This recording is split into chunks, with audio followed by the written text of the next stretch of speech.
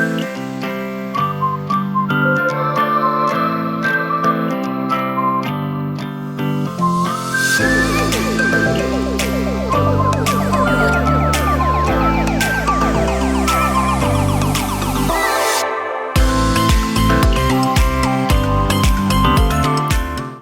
to One-on-One. I'm your host, Lee Adams, and today we have a very, very special guest, and I'm so excited that she's with us today. She is a psychic intuitive, a past life regressionist.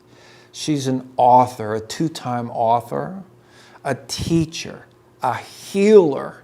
Her two books that we have right here with us, Life is Just Another Class, One Soul's Journey Through Past Life Regressions, and the other book is Making True Love, Healing Relationship Patterns Through Past Life Regressions. I'd like to welcome my special guest, Karen Kubicko. Karen, it's so great to have you today. Thanks for having me, Lee. You do such interesting work. But before we get into all of that, we have this beautiful painting that's sitting right between the two of us. And there's a story behind this painting, and I want you to tell us the story. All right, Lee, we'll start with that. So I had two near-death experiences, and the first one I had when I was giving birth to my second child, and that was a long time ago, and they're doing fine. But then in 2016, in between that time and 2016, I started delving into all this metaphysical work, where I was learning how to trust my own intuition. I was learning all about past life regression, and I had the second near-death experience. I spoke to Archangel Jophiel, and she wanted me to come with her. I remember her saying, "Come with me," and she showed me a lot of things, and I chose to come back into this life. After that experience, I started being more open than I was previously to seeing spirit guides, to seeing angels, talking to past over people, and seeing other people's past lives. So out of exasperation, in a sense, I asked the other side, I'm like, oh, can you guys just organize so that I know who's talking to me? Because I was just kind of getting information from all over the place. And so it feels like after I kind of asked that question, they started to line up in this sense. So when I'm looking at you, for example, this would be you in the middle. I see all of your chakras. I can see part of your aura. And behind you would be all of your archangels and angels of all kinds. There's lots of kinds of angels. And then on this side of you, which would be here, would be all of your spirit guides. And I see 4 different kinds of spirit guides. There are council member spirit guides. They help you pick out your lifetime and stay on your path. You have main spirit guides who kind of pair up and help you through whatever lifetime and whatever you're working on. Then there are muse-like inspirational guides. So for example, if you want to be a writer or a painter, there are groups of guides who are specialists in that specific thing, and they help inspire you to do that. And then the last group is passed over loved ones from other lifetimes who on your dying moment in a past life, they made a vow or commitment to you. I'm never going to leave your side. I'm always going to be here with you. And because they made that vow or commitment to you, they're still standing here watching over you.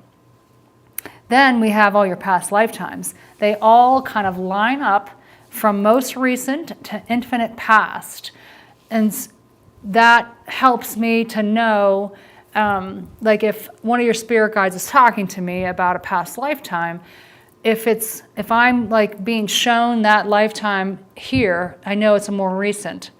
If I'm being shown a lifetime way, way, way, way back, then it's a pretty long time ago. And so they're kind of like lined up, and it's hard to explain, but they'll show me how many lifetimes did you have as this or that, or you had a special trait where you were very good at this or that, and they'll say, oh, he had 12 lifetimes where he was able to do this speaking or whatever. And then the last group of folks that are on this painting is your past over loved ones, and they stand right here for me. So now whenever I work with somebody, if I am like hearing and seeing or looking in this direction, I know it's from one of your spirit guides. If I'm looking and seeing and knowing information from this direction, I know it's an angel. If I'm looking over this way and getting information and seeing Passover people, then I know that they're Passover folks because I asked them to organize. You asked them to organize, I and asked did they them. comply? They did. So when I do readings for someone, I started passing out a print of this painting with some details on it because I felt like I was being rude because I wasn't looking at them in the eyes. I was looking at their spirit guides, looking at their angels, watching a vision from one of their past lives or speaking to a Passover loved one. So that's why this painting is here, because it's kind of representative of what I see on the other side, which I think that most psychics can see, most of that. But and sometimes all of it depends on what their talent is. How did you get into the psychicness of your life?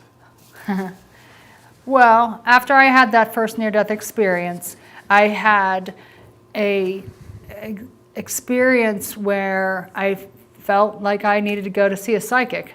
I had grown up Catholic, never delved into any of this kind of stuff, gotten pretty far away from my faith, to be honest, at the time. And so I went to a psychic with my 3-month-old child, and I had I think one of my siblings came with me, and one of my friends was talking about it, so we all went, and he says to me, I know you have a newborn out there, and if you don't help them understand what their third eye, they might go crazy. And I'm like, wait a minute. We almost just died, and now I don't even know what a third eye is. So I started delving into all this psychic things and whatnot, and it was totally over my head. And I totally was trying to delve into and learn more about, be comfortable with it, because I felt like to be a good mother, if I would be more comfortable with that, then I can teach my child about it. And so now, 3 years later, I'm finding a book on children's past lives. And I delve into that subject because I thought, oh, little kid stuff, something that I don't understand, but sort of on that metaphysical realm of knowledge. And I couldn't put the book down. I got really interested in it. And now I'm reading Brian Weiss's books, which we talked about earlier. And he's really an expert in past life regression work. I took one of his classes in 2007 to learn how to do past life regression work a little more. I had read a lot about it. And I actually got to be on the stage with him and be regressed by him. So that was really super cool, because not too many people get that opportunity. Right. And the lifetime that I remembered part of when I was on the stage with him is actually in my first book. Really? So so that's really neat. And so then fast forward in time even more, I started being able to see other people's past lives, talking to their spirit guides, talking to their angels, seeing Passover people from the other side while I was in the midst of remembering a past life. And then I had started to take some lessons on how to trust my intuition. And the gentleman that I was working with, he said, well, why can't you just see all this information and get this information without being in like a meditative state? And I'm like, I don't know, I never tried. So then I started working on that, practicing with whomever would let me give them a reading and talk to their spirit guides, see a past life for them or something like that. And I was just really getting much better and more comfortable with that. Still practicing helping people to remember a past lifetime, still helping them to provide information to them and whatnot. And then I had a second near-death experience in a car wreck. And 3 months later, I painted that.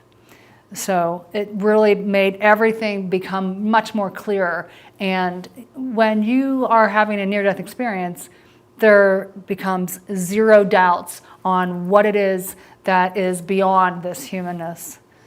And so when you had that car near-death experience crash, what happened then? Well, I was turning into the parking lot to get my hair done, and an older couple hit into the back of my car and it spun, and then I hit my head and passed out. But what I remember the most, I didn't remember all of that, I just know that happened from people telling me, but I remember looking down at my body and looking up and seeing a light and an Archangel Jophiel saying, "Come with me." And so I took her hand, and then we were talking about my children, which I didn't want to leave behind. And we were visiting some future times in this current lifetime of mine, and she was showing me potentials of what could happen. And it is a whole lot of other stuff to really just help me be more comfortable with me as a spiritual being. And then I came back in my body because I chose to come back in this life.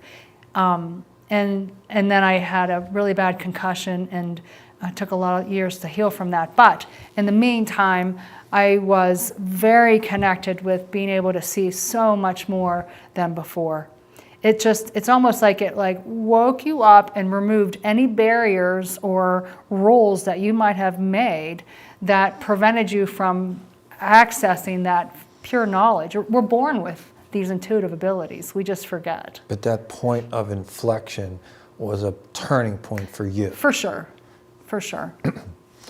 And so now you do past life regressions with people. Correct. And, there's people that'll be watching this show saying, what are you talking about? Like, we're going to heaven or hell. Like, that's what I've been taught. And you're saying something completely different. Well, I have never seen a hell. I've remembered a couple hundred past lives of my own, some of them just snippets. Some of them a little bit more in depth so I could write about them.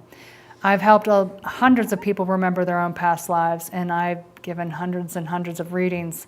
I mean, it's all about you learning how to work through a lifetime and to learn some kind of lesson. But when you get to that end point, 100% of the time, you're going in the light and going into the heaven space.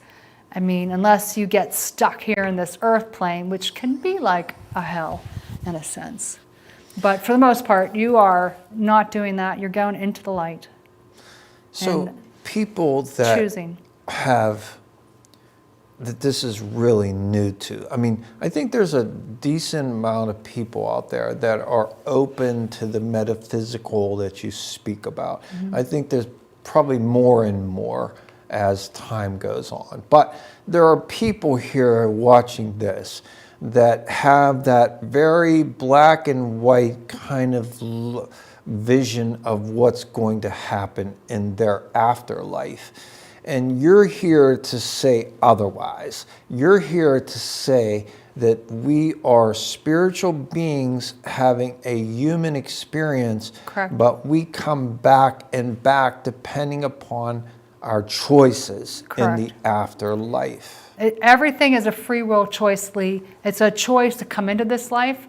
You're picking your parents, you're picking the main characters in your experience and the lessons that you're learning how to overcome. And if it takes you 5 different lifetimes to work through that, it might happen.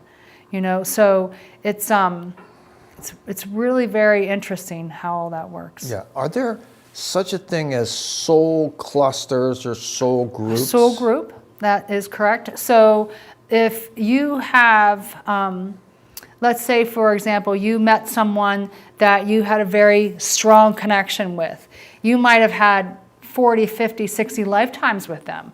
Now, not all of them would have been maybe as friends or romantic. You might have just been random people that you worked with, or you might have been a variety of things with them, or a passerby. Somehow they interacted with you. You were around that same time with them.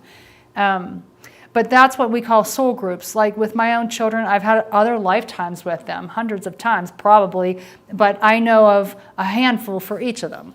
And so it's just really nice to know that you're coming into these lifetimes with people that you value and trust, and you're best friends on the other side, and you're like, hey, let's have this lifetime together, and they're like, sure, and they come along for the ride in a sense. But they're also working on their own things too.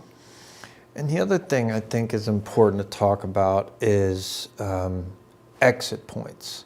Okay. And that in our life, I know in my life, I've had some times, car crashes, and other medical challenges, say, that have been potential exit points, as you like to say. For me, I would like you to explain what that means for people that have never really heard that terminology. So when you're choosing this lifetime, you are working with one of your council member spirit guides, and they are presenting you with ideas of what you could do when you're picking a life. And so you're picking out your parents, you're working through and being shown some of the different things in your life that you'll then, in this current life, you might have deja vu, Lee. And so when you have a deja vu experience, sometimes it's because you've seen that before in the preview, before you come into this lifetime. But also at that time when you're working with your council member spirit guide, you have put into place, well, if I am going to learn these 3 things and I get to that 3rd thing by this point in my life, then I'll continue to stay. But if I only learn one of those things, maybe I take a step back and exit this lifetime, and then I choose another lifetime, maybe that's a little differently laid out for me to access these 3 things I want to learn. But some people have exit points splattered throughout their whole life. It could be a couple, it could be 20. It just depends on what you chose with your council member spirit guide before you came into this life. All these lifetimes that we have are to help us to grow on a very deep soul level.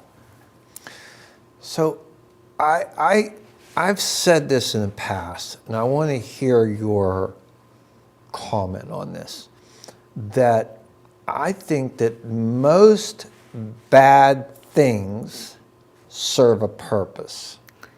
Like everything happens for a reason. Yeah, so what, based on your work and what you've learned, how does that integrate into your thinking with the type of work that you do? Well, sometimes the way that I explain this is, when there is something hard, are you able to overcome it, to work through it, to gain some kind of inner knowledge, gain some understanding? It changes you in some kind of way, especially the big things.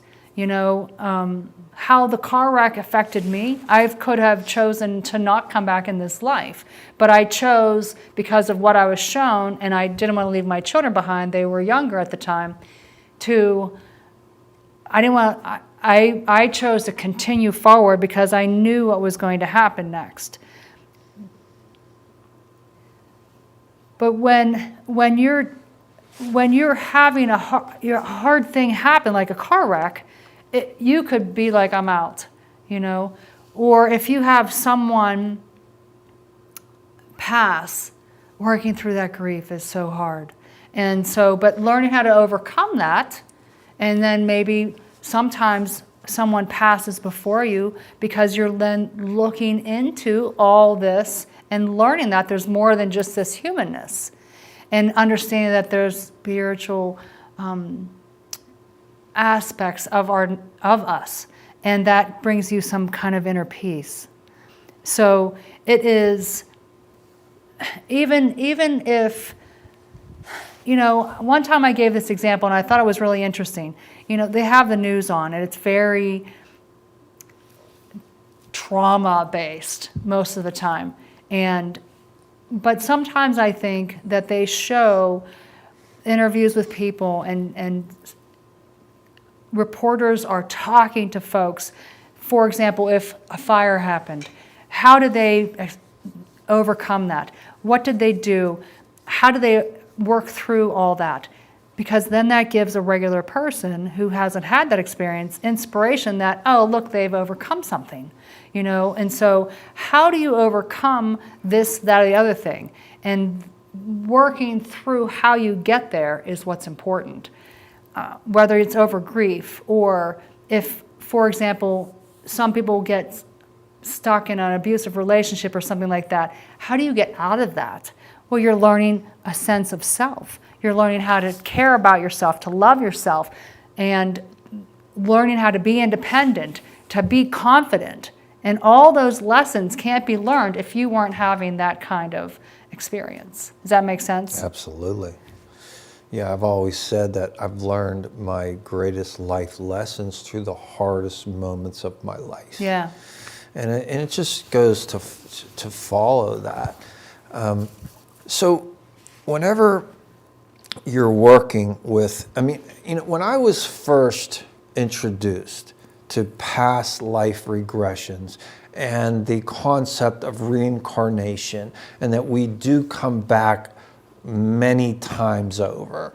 This is not what they're teaching in the churches. And so No. you get this, I was probably 40 years old when I learned this. And that's when I started reading Brian Weiss, the guy that you were training under. So I thought, okay, they're talking about past lives. Now this is brand new to me. And so do I accept this? Because I'm indoctrinated in different ways. And so, but I've learned as being educated and higher educated that being open-minded is a good thing, because we don't know everything. No. And we can't just close our minds and say, this is how it is. Well, then we're eliminating a lot of other things that could be. So when I started to hear about these past lives, I started my critical mind and thinking. My critical thinking was that, how can this be true? Okay, everybody's talking, they go into hypnotherapy and they start to talk about, I lived in the 15th century in Spain or whatever it is. And so how can we know that this is anything other than just some kind of random dream? Well, one of the things that I read then through Brian Weiss was that some of the past lives that were extracted, so to speak, some of that information was verifiable, in history. Right. And what they're saying, I was here doing that, and here doing that happened in the history books. Right. And now this is a person that doesn't know anything about that history. Agreed. They did not study that history. Yet they're talking about a moment in time when that happened. And so that is when my radar went way up, Karen. And I thought, okay, now we may have some verifiable proof. So can you speak to that? Yes. So I can give you hundreds of examples, so I don't know how many you want me to talk about. But the most interesting, I'll just bring up a few. So I've actually had people who have remembered some of the past lives through my help with helping them remember a past life, through past life regression, which, if you don't understand what that is, that's where you go into a deep, meditative, relaxed, hypnotic state where you're very much aware of what's going on, very much in control, and you're explaining and talking about or remembering a past lifetime. And so once you get into that relaxed state and go back into a past life, some of the examples of some people who have brought up some things are very specific details like you talked about. So I have had people describe helmets that they wore in suits of armor and that type of thing, and then they go look up that time period and found exactly what they were talking about. I had a person who remembered being an architect, like an engineer architect for a church, a very specific church. He knew the name, the city, and everything, what it looked like, and described it in detail. And he actually looked it up online and found it still in place in California, this exact church that he never even heard of before in this lifetime. I had someone just the other day, literally, she remembered a lifetime that was very specific, described people from five or 600 years ago, actually, and very specific clothes that they were wearing. And we looked it up on Google, and she's like, that's exactly what I was looking at. That's exactly what I was describing. She had no idea that that happened at that time in that place, those clothes specifically. So I've had people go back and remember lifetimes and then go on to Ancestry and find it. I've had past lifetimes where information came through the Civil War and they found themselves being talked about online. And so there's so much out there, Lee, so much.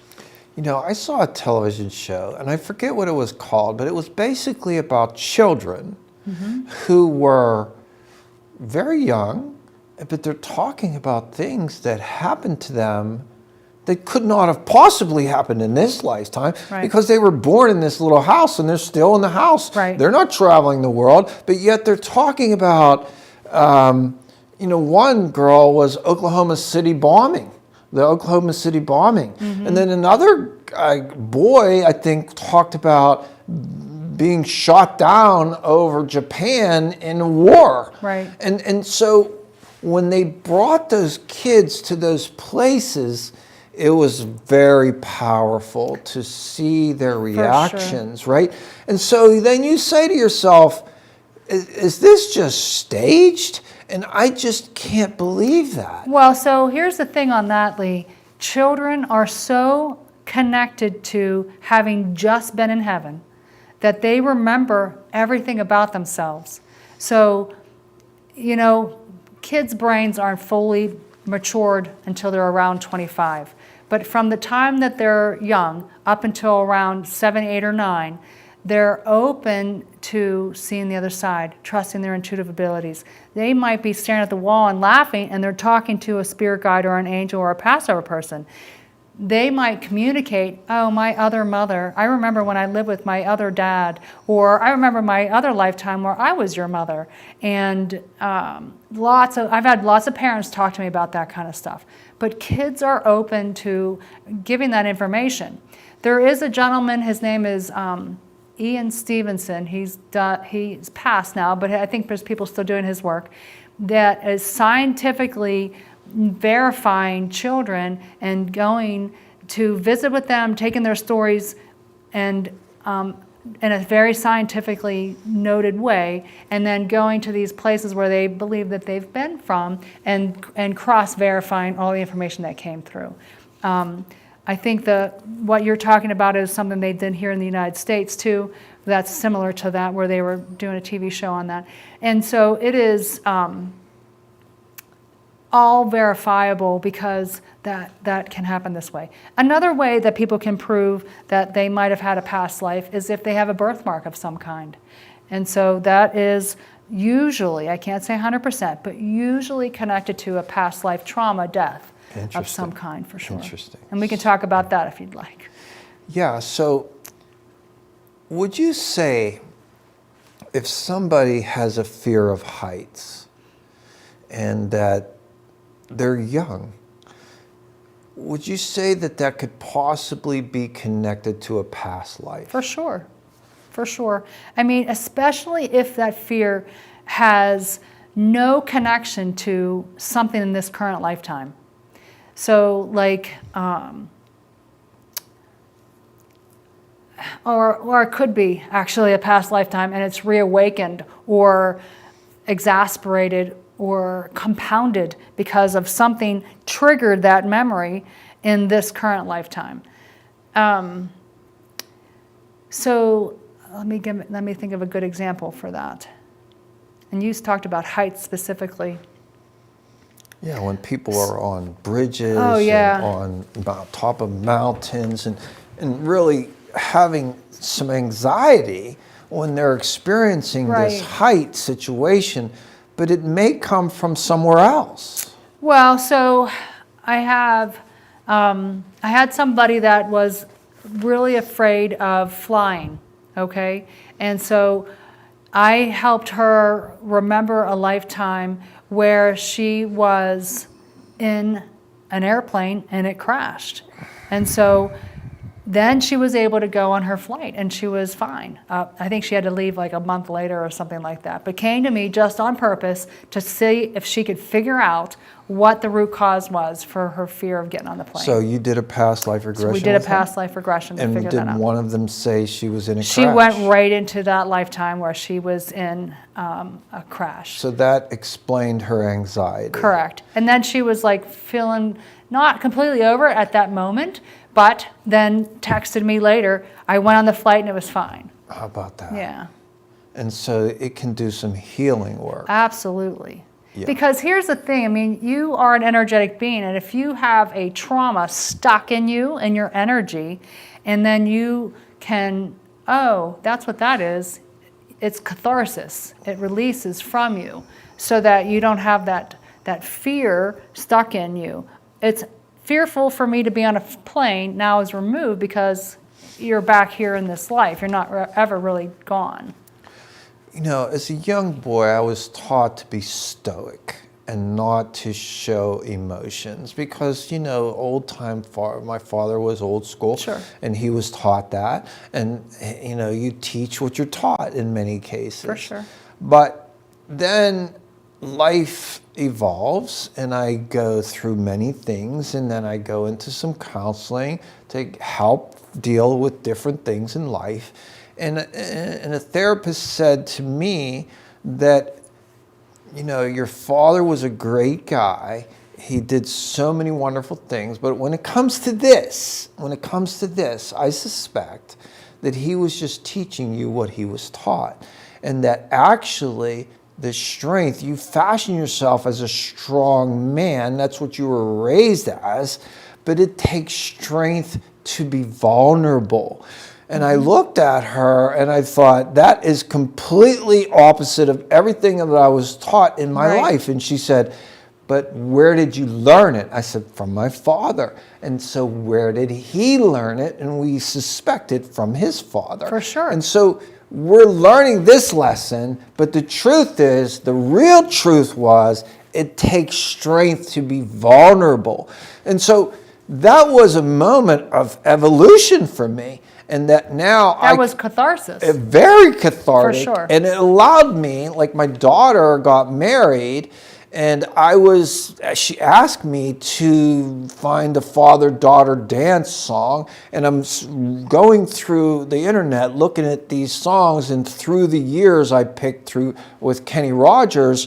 I mean, I'm listening to this song and I'm thinking about how much I love my daughter and raising my daughter, and tears coming out of my eyes, and I'm thinking to myself, well, the therapist said that's good, you know? That is good. It is good. So, Right. and then I do the dance with her at the wedding, at the reception, and I come off to the side, and my tears were just flying out of me because I just love her so much, and she's such a beautiful little sweet soul that have just been so easy to raise, but that therapist gave me permission to express my emotions, Right. which was game-changing for me. For sure. Right? But does that come into play with the work that you do? Absolutely. I've had people... Talk about that. Well, game changers. Wow. I've had a lot of people come back to me and say, wow, my life has been so different since we last met.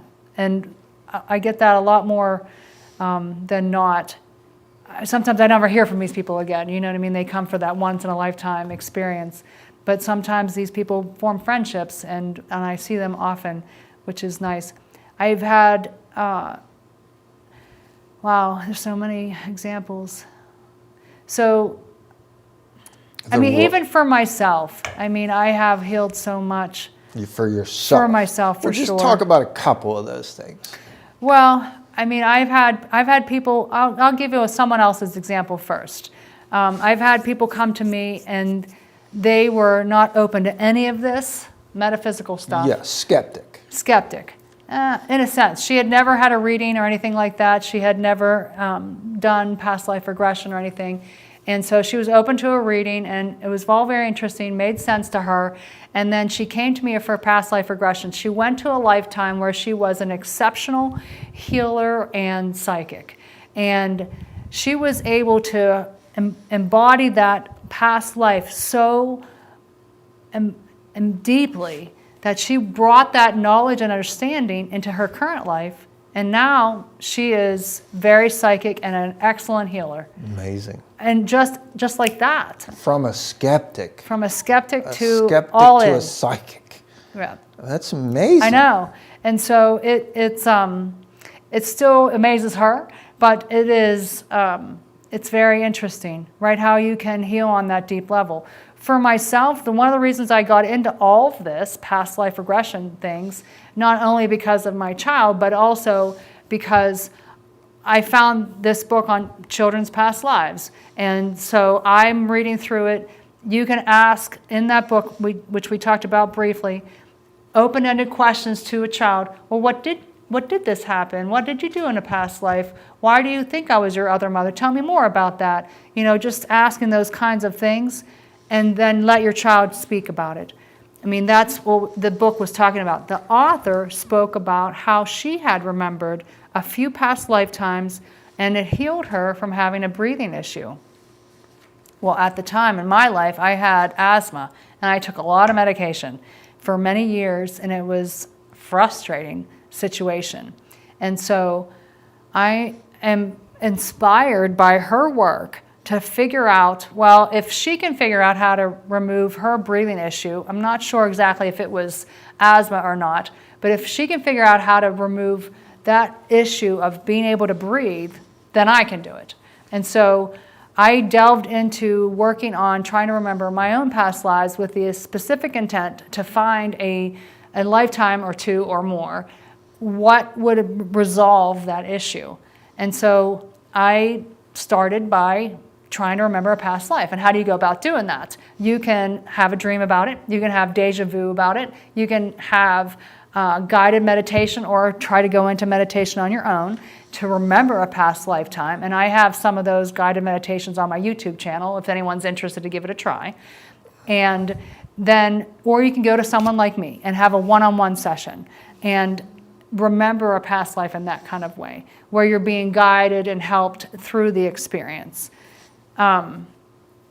So I started remembering my own past lives through listening to a guided meditation. And my first lifetime that I remembered was the lifetime that helped me to heal the asthma that I had at the time. It took 5 years, I have to be honest, because from the first time that I remember that lifetime, the first thing that I saw, that I was a guy, and I was like, what? Because I didn't realize that could really happen too often. And so you can be male, female, any ethnicity, all over the place, all over the whole world of any kind. And so the first thing I remember, I was a man. I was having a hard time breathing. I was in the middle of dying, and I remember being scruffy, and I had sweat dripping down my face because I was shivering from having a fever. And I had built a fire, and I was trying to blow on it, and I couldn't even do that. And consciously aware that all this was happening while remembering this lifetime, and I'm coughing out loud, literally, while I'm remembering it because I was having such a hard time breathing in that past lifetime. So it took me 30 tries before I remembered a lifetime, because you have to trust how to get there, first of all, and allowing that information to come through you. But that first instance, then I went back into that lifetime again over the next several years, and finally 5 years later, I remembered the rest of that understanding of that lifetime. And when I remembered that, made that direct connection to this current life that I have right now in breathing, then after that I kind of was done with the asthma thing. It kind of, I just cured your asthma. Well, so it's a whole long story, and I don't know if I want to get into too much of that, but Yeah. I was actually in the hospital not being able to breathe. A doctor told me a few weeks after I came out of the hospital, they actually thought I was going to die because I couldn't even say a sentence that I couldn't breathe. But I remembered the rest of that connection when I was in the hospital for that week, and they're talking to me about end-of-life stuff and everything, and I wasn't even it wasn't even clear that they were considering, oh, she might not come out of this. Another exit point? Yeah, it would have been. Yeah, no doubt. I didn't even think about that. But yeah, probably another exit point. But after that moment, when I made that connection from that past lifetime and how it was affecting me in this current lifetime, I was out of the hospital in 3 days. And that was in like August, September. And by January, I worked with my doctor, and I always tell people this because, you can't just stop taking stuff. Right. I mean, I don't recommend that for anyone. No. But I weaned off all the medication I was taking, and by January of 2011, then I had stopped taking everything. So that was quite a while ago. Fascinating. I mean, I was taking that medication for so many years. Wow. Yeah. So what prompted you to write your first book? Well, through working through and understanding where this asthma business was coming from and as my inspiration, I decided I would, I listened to that guided meditation and remembered little tidbits. But I had read people were local here in the area that would be open to helping people remember past lives. And the minute I walked into this person's place in order to remember a past life with the help of the guidance of someone who does this, I heard like an intuitive guidance, I should write a book about this, because I was on a mission to find a book that would help me understand what's all this fuss about. Why are we having all these lifetimes? And is it just we're thrown into this willy-nilly, or is there a reason for this? But when I walked in to have this past life regression, I heard I should write a book about this because I wanted to figure out what's the fuss. Why are we going from lifetime to lifetime to lifetime? Is it random? Is it worth it? What are we doing here? And so I found out by myself figuring out what's a one soul's journey, because I was looking for someone else's book on this, honestly, and had a terrible time trying to find it. But I wanted to see, do you grow and learn each lifetime? And in fact, you do. So I've had lifetimes where I was pretty illiterate and not very knowledgeable on stuff, and it was not an easy lifetime. And so then I made the conscious decision in another lifetime, I will never be uneducated ever again. In any way I could figure out how to do that, I have to be educated. So good decision. Yeah, for sure, for anyone, really. And so that led to your first book. That did. And the first book is mainly about your past lives? It is.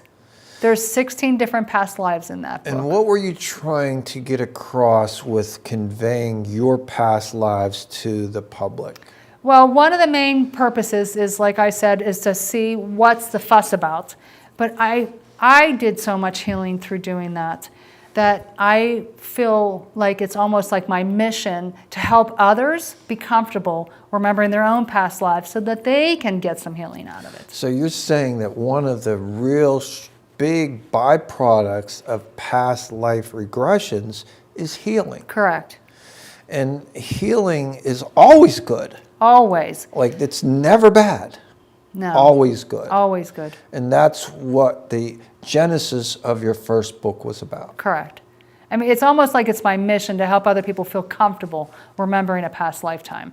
Yeah. But through doing that, I got to see the light, what happens when you go in through the light, working with angels and spirit guides. I mean, it's just so much more. I mean, if you have any doubts that you've ever had a past life, then can you explain why you have it's like an irrational fear, you don't know why you have that fear, or you just love a time period so much that maybe you reenact, or you have 17,000 books on the Roman Empire.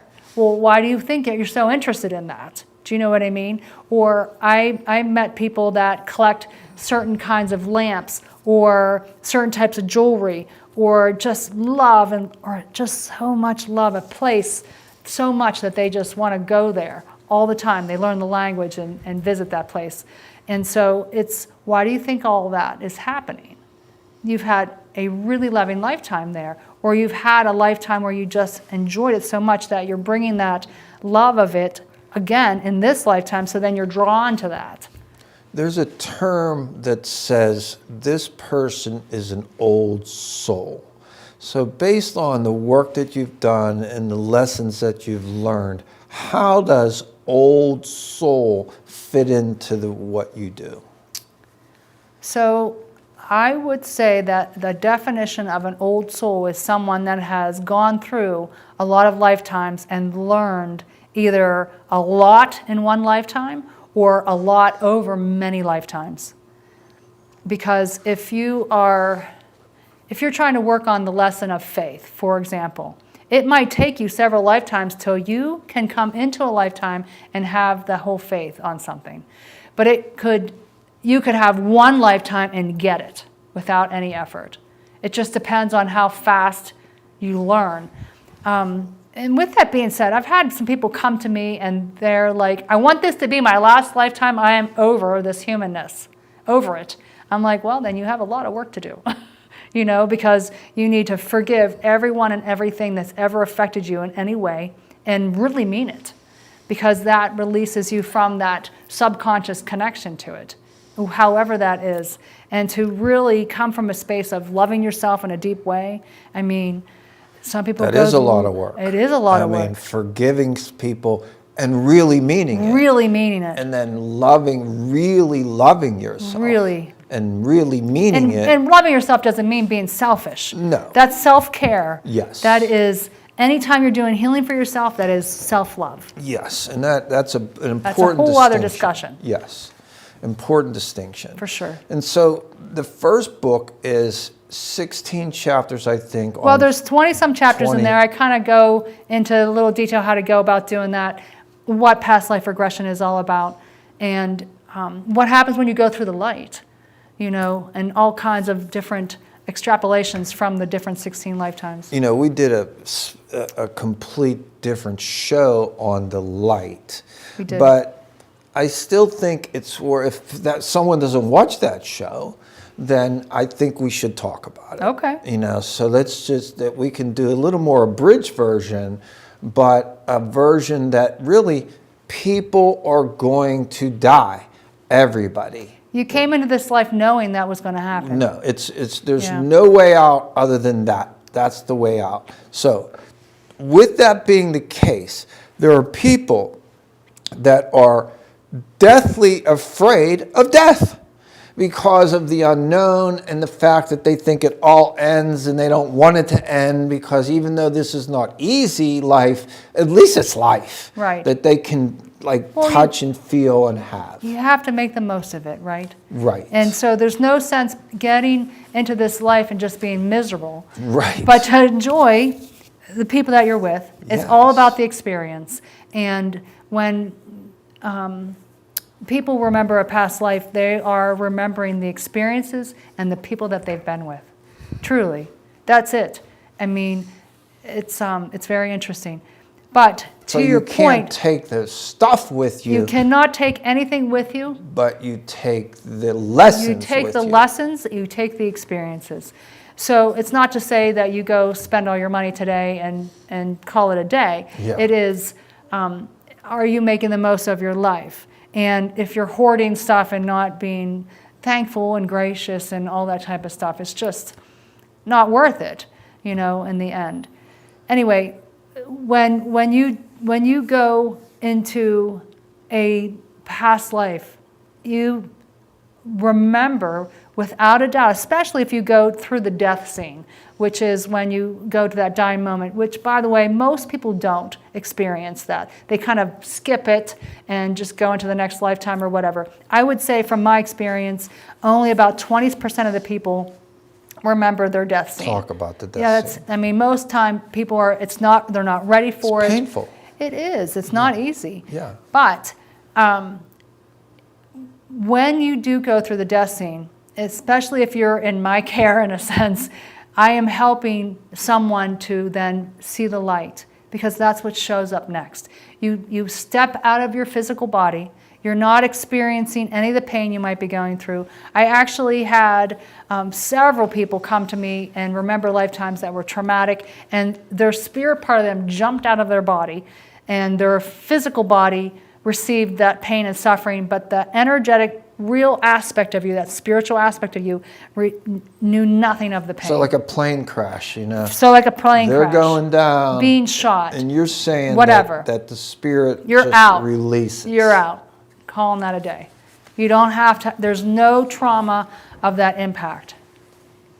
you're just not feeling any of it. And so once you release that spirit from your physical body, Then the light shows up. Then the light shows up. But before you go in the light, most of the time, people are visiting with past or loved ones. Angels are right there for them. Spirit guides are right there for them. You are surrounded by people who care about you on a very deep level. So comforting. It's awesome. Yeah. I mean, you're like, oh, I knew I wasn't alone. And there's valid proof about that, and then you go in the light. Beautiful. And once you go in the light, that takes you to a higher dimensional place, which is heaven. And there you remember without a doubt who you really are as a spiritual being. And all of your work that you've done, I don't read or hear anything about hell. Yeah, I don't have that experience. I have never taken anyone there. The only time that you can compare it to hell is if you don't go in the light, because then you get lost here in this earth place. You might not realize that you're dead, especially if it was a trauma ending of some kind. Like a limbo, being in yes, limbo. Yes, exactly like a limbo. Or as the Catholics may say, purgatory. Right. And if that happens and comes up, because I have regressed people into past lifetimes, and this kind of gets in the weeds a smidge, but we won't go too far. If I've helped someone remember a lifetime where they stepped out of their body and they did not go in the light, then I help them go into the light at that time. So you can So they're not lost. That. Because they're wandering around aimlessly, and I always can tell when it's happening, because the same kind of scenario occurs. They're like, I don't know what's going on here. I feel all alone. I'm just wandering around. There's all these houses. I'm passing by stuff. They're confused. And so then I ask them the question, do you feel like you've already passed? Let yourself receive a yes or no. And so then they'll be like, yeah, I already did. They're still not amazed that they didn't realize that they were dead. And so then I'm like, now I want you to look around and become aware that there's spirit guides and angels around. And then all of a sudden they have friends and family and spirit guides with them, and they're very aware of it. And then they see the light and go in. So you can help them see the light. Correct. Basically. For sure. Even though they might have seen it, but they didn't get it. They didn't get that they were dead. So it was very interesting. And then once you get to the light, then what do you suppose happens that you've learned? Well, once you get to the light, then you walk about, it's almost like you're walking 10 feet, to be honest. And you walk through the light. It raises your vibration. Once you start going in the light, by the way, Lee, you can't go back. You can't come back and come back into this earth experience. But it's almost like you're committed to pressing forward. You're done. Yeah. And so you go in the light and you're into the greeting room. And in the greeting room is all your friends and family who've passed before you. Sometimes people from other lifetimes are there. Your spirit guides, angels are all there. And it is like a party on the other side. They're like, hey, where you been? So excited to see you. How did it go? It's kind of a fun thing. And so then you greet everyone, and then you go into a room where you're greeted by these angelic beings, and they're just, oh my gosh, they're just so beautiful. They're these immense angels. They got the wings, they're illuminated, and they're pouring just this pure unconditional love energy on you to help you heal from this difficult life that we've had here on this earth. And then you go into the heaven space and choose to do what happens next. I mean, just to hear that, I have to think that it's just so comforting to know that this is not the end. And so I have to think that the work that you do has to really help people become more comfortable with this big change. Right. Have you seen that? Have you heard that? Have people said that to you? Well, so if you think about it like this, like I've had some people go into past lifetimes where they are remembering themselves being killed or dying in a past lifetime, and they come out of that past life regression and they're like, well, I can't really die. And that gives them such inner confidence that they just do whatever makes them, whatever they're passionate about. some people might change their careers even. Yeah. Yeah, Yeah. It could change so many For things sure. because we know, and I mean, some people are deathly afraid of death because it's scary, it's unknown, it could be the final end of all, and that's not a pleasant thought. No, it's And scary. what you say is much more comforting. And, there's people that are going to try to pick this apart, but, they can pick all they want. You do. Well, then I would tell them to just give it a try. They have nothing to lose. Yeah, there you go. Yeah. There you go. I got guided meditations on my YouTube channel. Listen to them. It might take you 30 times like it did for me. Right. So the second book, Making True Love, Healing Behavioral Patterns. Well, it's relationship patterns. Relationship patterns. So talk to me about the genesis of this and why you did this. Okay, so it's a little bit more of a long story, Lee, but I'll try to make it short. In my first book, I have 16 lifetimes. And so through remembering those lifetimes, I started to notice, I'm like, wow, I really didn't have such a fantastic relationship going on. And I was involved in a relationship at the time that wasn't so great. And so I started delving into understanding, well, why did I choose that? What's the root cause of that? And then I started getting into doing all these readings, which we talked about with the pain in the beginning. And I'm working with all these women that are coming to me who are having these terrible, really abusive, I didn't have that kind of a bad relationship, but they were some seriously abusive situations. And I started to notice patterns. So like if someone was afraid to speak and to be heard in some kind of way, that they had had a past lifetime that was a root cause of someone inhibiting them from speaking. And then it carried through in other lifetimes and into this lifetime. They were involved with relationships where they were inhibited to speak, to stand up for themselves, to really express in some kind of way. And the root cause was a long, long, long time ago. And they came into this current lifetime trying to still overcome learning how to speak. I understand. So this is why you wrote that second That's book. correct. There's 11 different relationship patterns that I have provided in there, and then I gave examples of the kinds of lifetimes that came up and how I helped them to heal. And that's got to be very gratifying to help others heal. It is. Yeah, because it changes you you get that love for yourself, that inner confidence. It really is life-changing.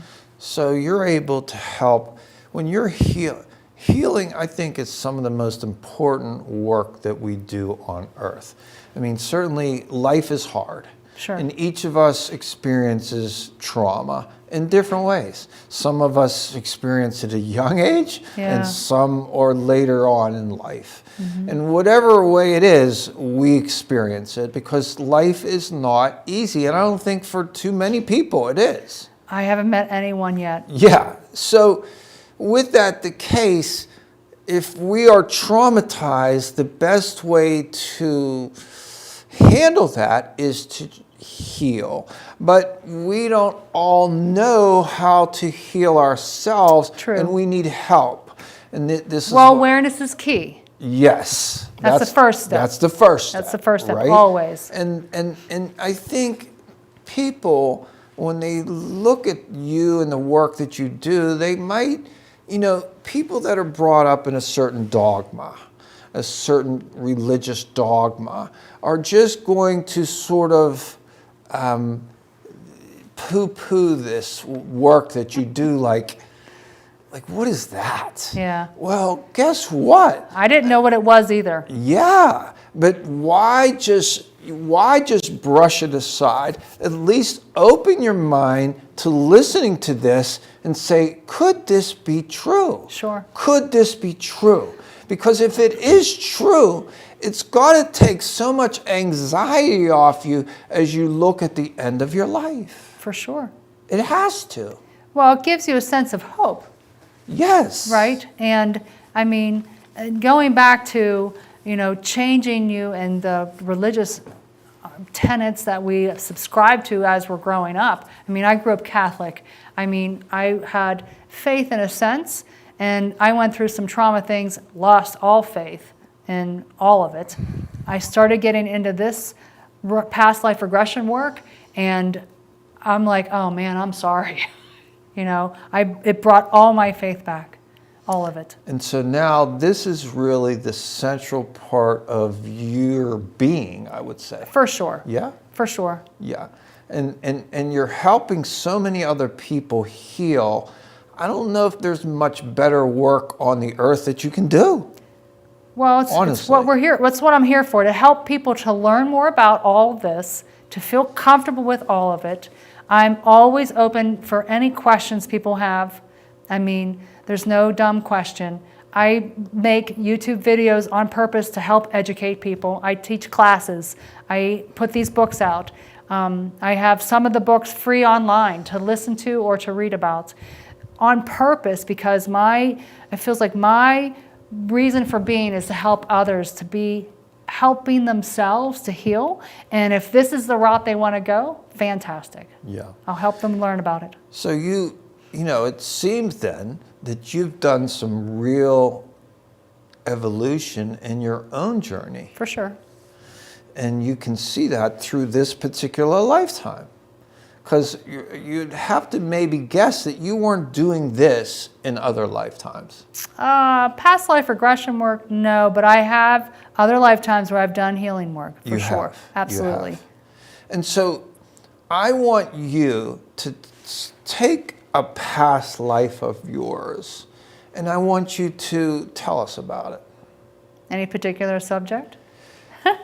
Something that you think is interesting. Okay. All right. So I think I'll talk about Helen. Okay. Helen is a woman that I was in the 1920s. So let's step back in time in my lifetime. Before I got into all of this, I was I really loved the 1920s. In fact, 25 or 6 or 7 years ago, it was way before my kids were born, I purchased a yearbook from the 1920s because I have tried way too many times to fix my hair how cute they had it back in the 1920s. I loved their clothes. I loved their look. I liked everything about it. I just was enthralled with it. And so I didn't understand why I liked it so much. But now fast forward, I've remembered a lifetime as me as Helen. I am living in Brooklyn. I was educated. I went to school and I learned how to do like office work or something like that. I remember being able to type. And I had saved up this roll of money. I don't know why I kept it in that format, but it was a roll of money, and I bought myself a beautiful outfit that was kind of asymmetrical, kind of a cream-colored situation. I bought myself a cloche hat, which I had to look up the name of that, and my hair was all done up. And the exercise of putting on the nylons from the day, which wasn't made of nylon at the time, they were like tights or whatever, silk leggings or whatever, and you had to like fuss with all that. I remember going through that entire exercise because I wanted to go to a dance. Now this is during Prohibition, where there were speakeasies and dance clubs were prohibited, I guess. And through a friend and their older brother, somebody knew, this gentleman came and took me to a boat that was docked on the New Jersey side of the Hudson River. And it was a speakeasy, and he just kind of knew how to get there. And when we got close, you could hear the music playing, and people with the long cigarettes, and everybody's dressed, and we're dancing the Charleston. There were so many people there. You were kind of dancing like a penguin, in a sense. And it took me a while to figure out it was the Charleston that I was remembering. But everybody was like having fun and enjoying everything until this gentleman that took me there, he wasn't there to hang out with me in a romantic kind of way. He just took me to have this experience, go out dancing. And I ordered a drink, but I never got it, Lee, because, whatever, you're at this place where they're serving it. And he's like, come on, we have to go. And we went up inside this boat. The band was down here. There's tables and chairs along the sides, and then there were stairs that went up to like a balcony that overlooked the dance floor and where the band was on the far end. And so we went up to the top and we're looking over, and he wanted me to come up there with him because he was kind of part of the mob.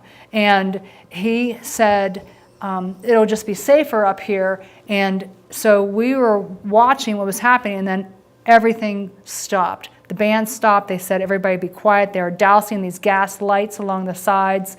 They were blown out candles. And pretty soon we were in pitch darkness, and you just heard really quiet whispers, and people were nervous. And then the door opened, and I don't know why I remember this specifically, but the door opened to the inside, and it was like a double set of doors, and it opened in, and people with Tommy guns came and shot a bunch of people, and I got hit in the neck with one of the bullets and fell over the side of the balcony, and that's how I died in 1927 on that boat. And then because of all the shooting and the cigarettes and the gas lights on the side, then the boat started being on fire. Hundreds of people were killed in that accident, and it sunk right there in the Hudson River. I can't find it online, but I was told that I would be able to find a marker that was round and it had the number 89 on it to mark the place where that boat sank. And later years, I was visiting New York, and I asked where Pier 89 was. And the guy said, oh, they used to have markers that were round on the docks, and 89 would have been on the other side of the river. And I was like, wow, he knew all that. I didn't ask him any of this. And it was like verifiable in a sense. But I also was told by my spirit guides, and I haven't delved into all this because I feel like this is a whole other book, to be honest, that I could find a missing persons. My parents never found me, never knew what happened, along with probably most of the people that were on that experience. And there's a missing persons that they never resolved that's out there. So I don't know if they still have that in some kind of way from the 1920s, but it would be interesting to find. So that's just one of the past lives. That's just one of them. Oh, I have to mention one more thing, though. Okay. Can I mention one more thing? Sure. In this current lifetime, I had a bullet hole sized birthmark right here on my neck up until I remembered that lifetime. And then when I did that forgiveness work, that healing work, it faded away. Oh my goodness. I almost brought a picture of me from high school. That's amazing. Yeah. I mean, it's because you are an energetic being coming through as a physical person. And so when I remember that lifetime, a few months later, I'm like to my girlfriend, I think we need to get out in the sun because my birthmark went away. It was part of who made me me. And so it had been there many years in this life. And so it faded away. That's and amazing. It's wild, I know. It is so amazing. It's so cool. I mean, I didn't know that would happen. So many people, right. I mean, so many people do not consider this to be really so impactful. For sure. That it has been in your life and many of the people that you work with. That it sounds as if this is very impactful work and does a lot of healing and understanding, and it seems like it lowers anxieties. Well, it removes all those fears. Right. From so much. Right. And just that in itself is of such high value. So I just think it's amazing that, and so you do this, you're out Route 28, Correct. Is that where you live? Yep. Yeah, and you do past life regressions for people? I do past life regressions, I do psychic intuitive readings, I can see somebody else's past lives and talk to their spirit guides and angels, or I can guide them in a meditative way into a past lifetime where they can remember a life. And then hopefully I try to get them to the point where they're talking to an angel or a spirit guide or their past or loved ones. It's coming. It comes through often. So it's really nice. So how can people find you? Well, I have a website. It's KarenKubicko.com. It's Kubicko, in case you want to know how to spell that. And you can just look up Karen Past Life Regression. I'm pretty sure I come up on the Google page. I have stuff on all kinds of social medias, YouTube, Instagram, Facebook, LinkedIn. It's all over. So you're very... Oh, these are available on Amazon, my books too. So if someone was interested. Do you sell prints of this? I do. Oh, prints of that? Yeah. No, I don't. Okay. I could. Yeah. No, it's interesting. So Yeah. they can buy your books, and you're They can writing buy books. you're writing a third book. I am working on a third book. And what is that about? Well, it's about keeping your babies awake. And so, which is not the usual for what a parent would like, but I don't mean awake. I mean awake in a metaphysical sense. Awake to the fact that you have intuitive abilities. Awake to the fact that you are more than just this human. You are a spiritual being having this human life. And how to raise a child in this earth that we're in right now to keep them awake and aware of their intuitive abilities. That as myself, and maybe even yourself, not sure, when I was a young child, I knew I had someone watching over me and hanging out with me that were my spirit guides. I didn't know. I shut all that down and had to reawaken it again when I went through the near death. And so instead of doing that the hard way, you can keep that knowledge and understanding throughout your whole life. So how can one, listening to this, how can one that maybe has not done any of this work, how can one access their own spirit guides? That's a great question. So you can ask for your spirit guide to show you a sign of any kind. I have my spirit guides showing me signs, and I saw them on the way here, you know. And so it's like, gosh, I mean, that's the best route to go. You can ask them to show you a feather. You can ask them to show you them a number, a butterfly, a whatever. No different than you ask your passed over person on the other side. You can ask them to show you information. You can ask them to show you this specific sign when you're on the right path and this sign when you're on the wrong path in this current lifetime to help guide you in a better way. You can ask them to come to you in a dream where there is no doubt that that is your spirit guide talking to you in that dream. And the other thing that you mentioned in prior talks with you is that when someone that has passed, that you love dearly and that was close to you and impactful to your life, that they're gone, okay, from the physical standpoint, right? But for you to access them, for you to bring them back to you, what do you need to do? To talk to them, for guidance. So it's the same as with your spirit guide. You ask them for a sign of hello. I always say a sign of hello from the other side in the physical. So some people might get like flickering lights or the radio clicking on for no apparent reason or their phone beeping, or you get a message that pops through that was left by them 5 years ago, which how does that happen, right? So those might be ways for someone on the other side to try to get through to you. But from my perspective, understanding how it works on the other side, it's kind of exasperating because they're trying to show you thousands of signs and you're like not getting it. And so if you say, passed over person, can you please show me this sign? Spirit guide, can you please show me this sign? And then you see that specific sign, then you know without a doubt that that person is showing you maybe a monarch butterfly. And you know every time you see a monarch butterfly, it's your mother, that type of thing. But how about if you don't need that particular sign, but you just want to converse with them and talk with them? How can you bring them to you? Well, you could talk to a psychic. Or can you just talk to them? You can. You can actually. So you can, so there's a whole other technique that sometimes I teach people where if you are so here's the process. You get a notepad and a pen. Sometimes people call it automatic writing, but you're not letting somebody else use your hand to do the writing. You're trusting the information that you're hearing in your mind. It's telepathy. You're receiving that information, okay? And so maybe you write down, okay, I want to talk to your dad, for example, okay? And so you write down, okay, Dad, I want to know, what do you want to say to me?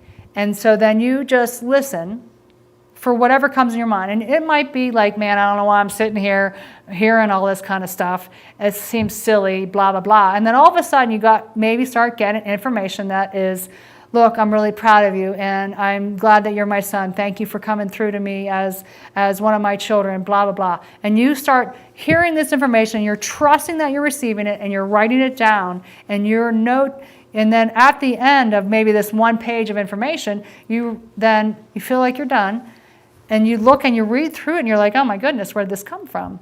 And so you're like, wow, I really got a message here. I mean, I have done that with my council member. I've done that with some Passover people, just to kind of like connect with them on a real way. And my one spirit guide, he's funny, because he likes to include a word that I don't know the definition of consciously at this moment. And I have to go look it up. But it perfectly makes sense in the information that was being provided. And that's his way to know that I'm not just getting this information from nowhere, I'm getting it from him, and he's providing that information. So then when I read back through, it's like guidance from the other side, and I know it's him without a doubt, because he's telling me these words that I don't know the definition of. It's funny. So does that make sense to you? Yeah. So that's something anyone could try. Yeah. If people want to work with you, can you just explain the different ways that they can work with you to enlist your help to past life and the other things? What do you do? Well, I do past life regression. That's how I started. And so I help people remember a past life through a guided meditation. And that's one way. The second way is I do a psychic intuitive reading. And so I give everyone a copy of this print, whether it's a PDF or it's a piece of paper. And I then tune in. I get a number for how many spirit guides are with you at the moment, how many angels are with you at the moment.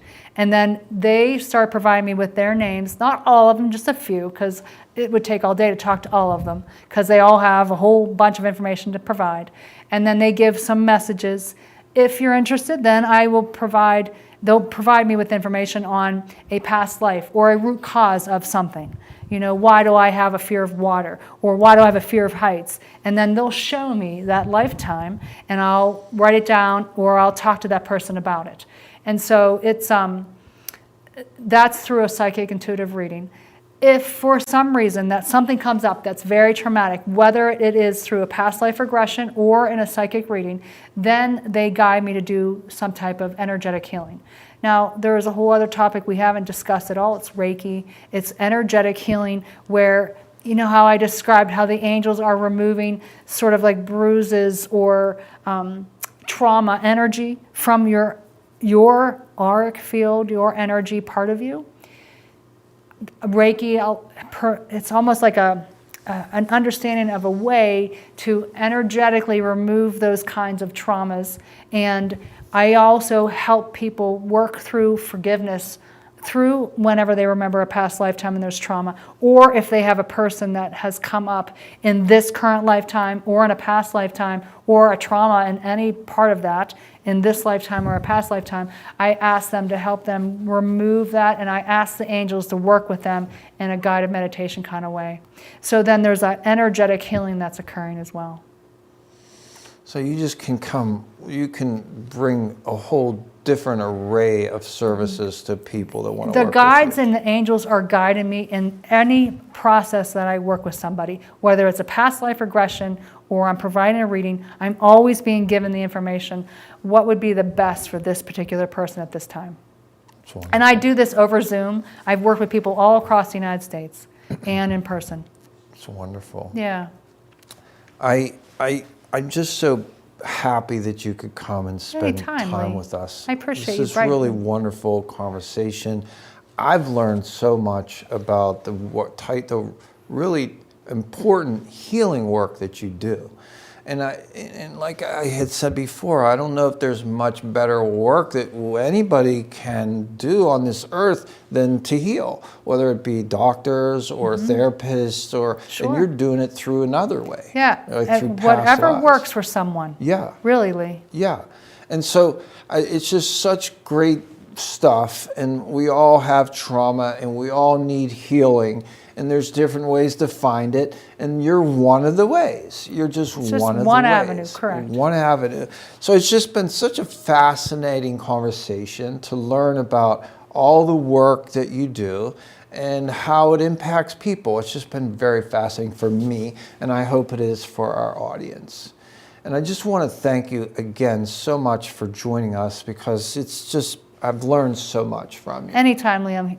I have really enjoyed myself. Thanks for inviting me. Oh, you're honestly. welcome. And I wish you the best. And when you write some more books, you come back and talk to us again. For sure. Okay. Hopefully I get that one done this year. Yeah, wonderful. It's my intent. Yeah, well, thanks again for coming. Sure. And I want to thank you for watching. One thing I just want to leave you is this. If you go to do your driver's license and they ask you, do you want to be an organ donor, yes or no? I just want, before you make that check, I just want you to think, if your mother, brother, sister, friends, if they needed an organ transplant to save their life, a heart, lung, liver, kidney, pancreas, etc. If they needed one, if you needed one to save your life, would you accept it? And I think the majority of us would say yes. And so if we're going to accept the gift of life, I think that it may make some sense to give the gift of life whenever we check that box on our driver's license. And you can't take your organs with you. You can help other people live here on this particular earth. So I really hope that you can highly consider making that yes mark on your driver's license and give the gift of life, a gift that keeps on giving. Thank you for watching another edition of One on One. I'm your host, Lee Adams. Take care.